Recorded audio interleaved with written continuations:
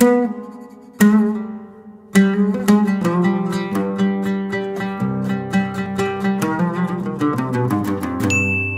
مساء الفل. دايما بنقول العراس وبطحة يحسس عليها، ودي بتتقال لما حد بيكشف نفسه من غير ما حد بيتهمه بأي حاجة.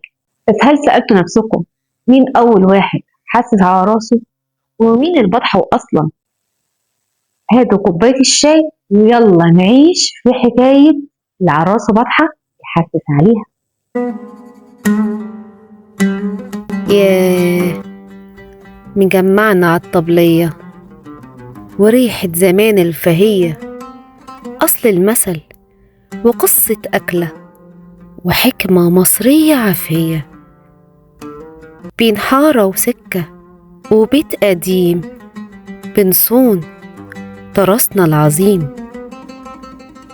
ومع شيرين هنحكي عن بكرة والقديم، حكايات مصرية مننا ولينا ومكملة فينا.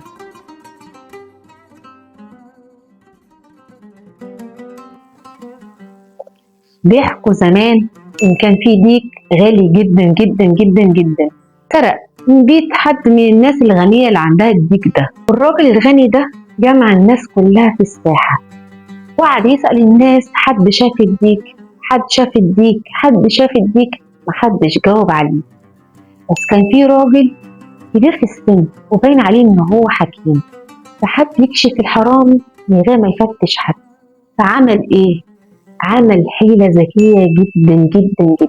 وقف في وسط الناس واتكلم بصوت عالي قوي وقال: يا جماعة، الموضوع بسيط جدا، والحرامي اللي سرق الديك معروف، ومش بس كده، ده كمان من خيبته نسي يشيل ريشة الديك اللي زرع دماغه وهو بيسرقه. وأول ما الحكيم قال الجملة دي كان في واحد واقف في وسط الناس ومتوتره وخوفه لا تكون فعلا الريشة على دماغه، رفع ايده بسرعة وقعد يحسس على راسه يشوف الريشة موجودة ولا لأ. وطبعا الحكيم شاور عليه وقال: هو ده اللي سرق الديك، هو ده الحرامي. ومن هنا طلعت الجملة: اللي على راسه ريشة يحسس عليها. ومع الوقت وتداول المثل في مواقف تانية فيها خبطات وعيوب كتير، تحولت من على راسه ريشة يحسس عليها إلى على راسه بطحة يحسس عليها. وخلصت كوباية الشاي وخلصت مع حكايتنا النهاردة. بس حكايات مصرية مع شيرين لسه فيها كتير. استنوا الحكاية الجاية. حفظ الله.